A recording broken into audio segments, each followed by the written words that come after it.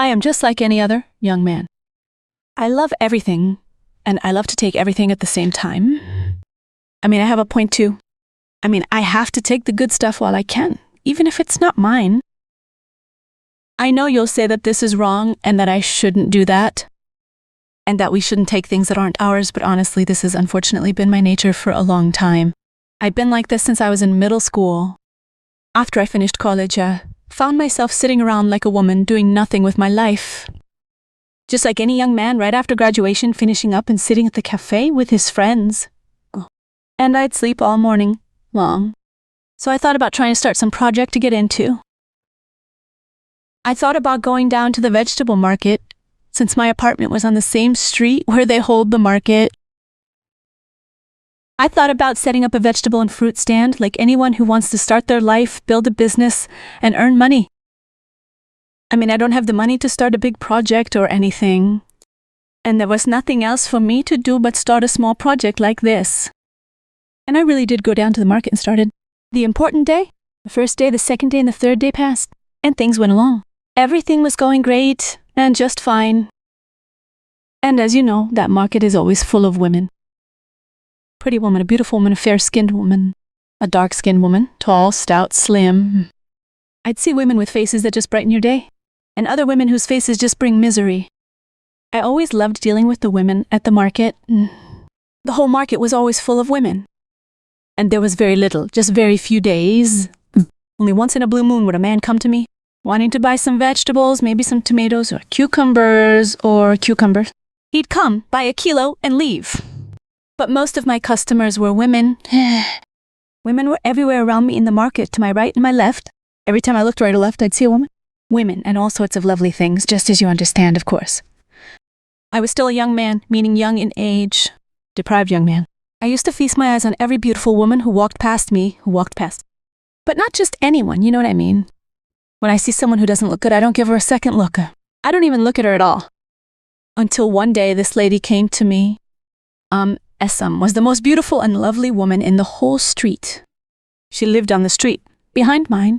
Her husband was named Ahmed, who worked as a blacksmith. He had a small, modest workshop.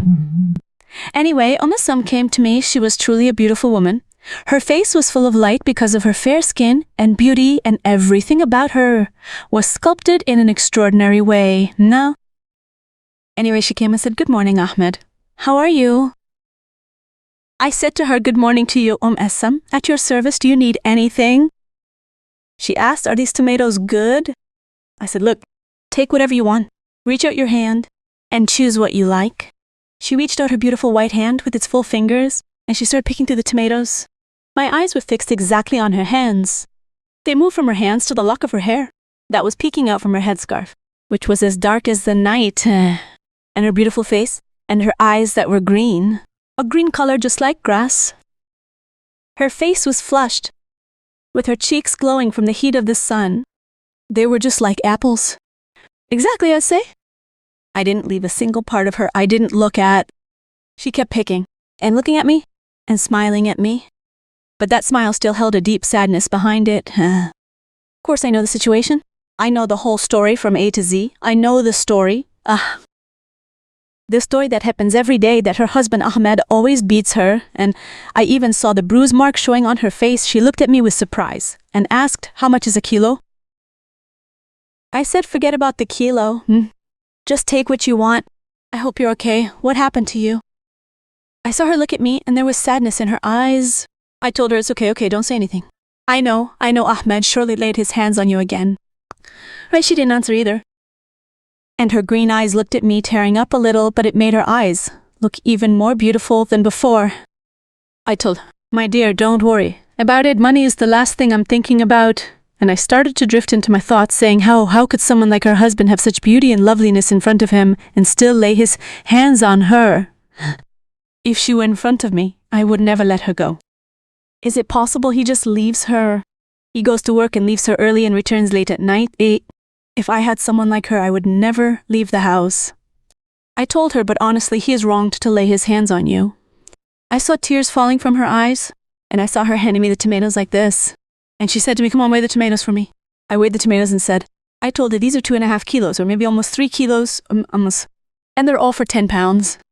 So she said, honestly, I don't have enough. I only have £7. Maybe take some of these tomatoes back, don't worry about it. I told her, no, it's fine. Could that ever happen? Is that right, Miss Son? Naturally, I couldn't hold back anything. I told her, just give me what you have, and I'll owe you the rest. The money. She looked at me, her eyes still filled with tears, but I gave her a small smile. She left me, paid the £7, and walked away, but I was completely lost. I didn't know what to do. I kept watching her until she disappeared from the street. She disappeared with her body swaying left and right. Honestly, I couldn't sleep at all that night. And the second day passed, and the third and fourth days passed, and she didn't come. Esam didn't come. I'm used to her coming at the end of every week. Anyway, on Thursday at the end of the week, I go out with my friends to sit at the cafe. We blow off some steam after a long week of work. And the things we deal with, like buying, selling, and trading. When I finished my night and was heading home, it was about 12:30 a.m. And we were still in the peak of the cold. When I left the cafe, I had to pass by a garden. This garden is located in front of the street where I live. To reach my street, I have to pass by this garden. As I was walking by the chairs near the fountain, I saw the silhouette of a woman sitting there on the chair. My curiosity got the best of me. I wondered, how could a woman be sitting out in this cold weather? Sitting there looking so elegant in her attire. My inner devil tempted me to walk toward her. So I went over to her. I reached her and said, is there anything I can do for you, sister? Or can I help you with something? She was sitting there with her headscarf covering her entire face. I didn't know who this woman could be. Then she lifted her head a little, and the light hit her. The light shone on her face like that. I said, what? Is it actually Muslim? How are you, Muslim? Why are you sitting here like this? I was truly surprised how she could be sitting like that in such cold weather. She blew into her hands to warm herself up. I asked her, what is this? What's wrong? Did Ahmed kick you out and throw you out of the house again? She still didn't reply to me. The tears in her green eyes were her only response. Honestly, I told her, I swear he doesn't deserve you. How can he have such beauty and just leave you and throw you out like this? I asked her, where will you go in the middle of the night in this cold? She still didn't answer me. I patted her gently and said, it's okay, I understand you. I know you probably don't have any money right now. She replied and said, yes, I really don't have any money and I don't know what to do. I even want to take the train to go to my mother's house, but I don't have any money. I told her, don't you worry, Muslim. I reached inside my jacket and took out some money, and I placed that money into her hands. As I placed it in her hand, I gripped her hand and squeezed it until I felt her. She didn't really want to take the money from me and kept thanking me.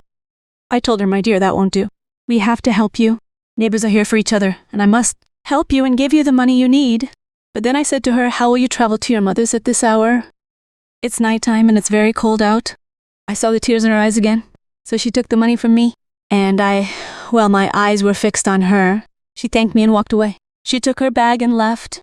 She even walked away without answering me or telling me how she would go. As she was walking, I followed every move she made.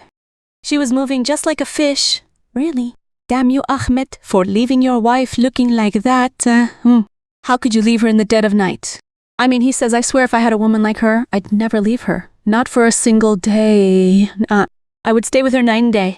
Anyway, he says she disappeared from his sight and left that night, and when he went home, he said I couldn't sleep until morning, thinking of the look in her eyes when she cried in front of me.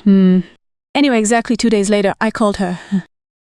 When I took her phone, I had taken her number before she left to check on her. When I called, she was the one who answered, asking about me, and I found her crying on the phone. I asked her, what's wrong, Masoom? What happened? She told me, my mother is sick. I don't know how to take her to the hospital. I don't have any money. I'm in a tough spot and don't have a single pound. I told her, it's okay, don't worry. I'll get dressed and come over. I'll catch a ride and be there quickly. Just give me the address. She sent me the address and I hopped on a ride and went straight to her. I went to her and her mother. We brought her mother down and put her in the ambulance. She was looking at me in surprise, and there were tears in her eyes. People also helped us and we took her to the hospital. She was also very happy and pleased with me. And at the same time, she was shy. When I was paying the money at the hospital, she looked at me shyly and was embarrassed. And she said, honestly, I don't know how I can repay all this kindness. I said, it's not kindness or anything. We are family and neighbors. She said, I really don't know how to repay you. You are a decent person. And by the way, if it weren't for the fact that I live alone, I would have invited you to come sit with me and invited you for dinner. I told her, my dear, don't worry about it. I left her and went upstairs. And she, of course, went up the stairs before me, after much persuasion to invite me for dinner at her place and so on, so on. At first, I had refused the idea of going to have dinner at her place. But she was the one who insisted on this dinner thing. Anyway, she was going up the stairs, and she was going to open the apartment door. And in that moment, the devil is cunning. He played with my mind and made me run after her on the stairs. And before she could open the door and insert the key, I grabbed her hand. I opened the door and pushed her inside. She was shocked and started screaming softly to avoid a scandal, and so that no one would hear. But I wouldn't listen. I didn't let her go. I held on to her. And everything happened between us. I saw everything. And what happened is something you surely understand.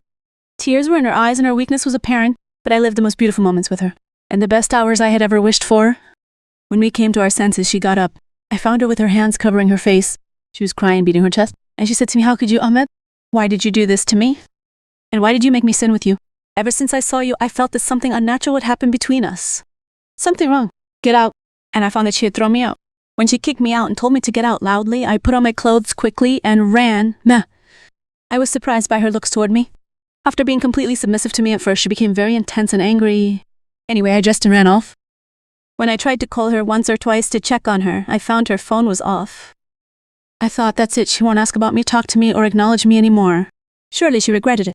A few days later, I saw her go to the market. I learned that she had returned to her husband, Ahmed, and gone back to her children too. But what is even stranger is that she didn't come by to see me, nor did she come to get anything from me. She surely can't stand me after what happened and can't bear to even see my face. But between you and me, I feel guilty that I sinned with this woman, and I feel that I crossed my boundaries with her. But I am unable to forgive myself. Maybe I, the devil, was clever at that moment and played with my mind to do something like this. I confess to the mistake I made, but I can't forgive myself. How? I'm not even able to go and apologize. I don't know what to do. What should I do so that God will be pleased with me after all that I've done? Because I feel a very great guilt. I feel disgusted with myself, and I feel that God won't stand by me in anything after this. So please advise me and tell me what to do. Should I go and apologize to her or not? I wish you would advise me and tell me. And I'm waiting for all your opinions and comments.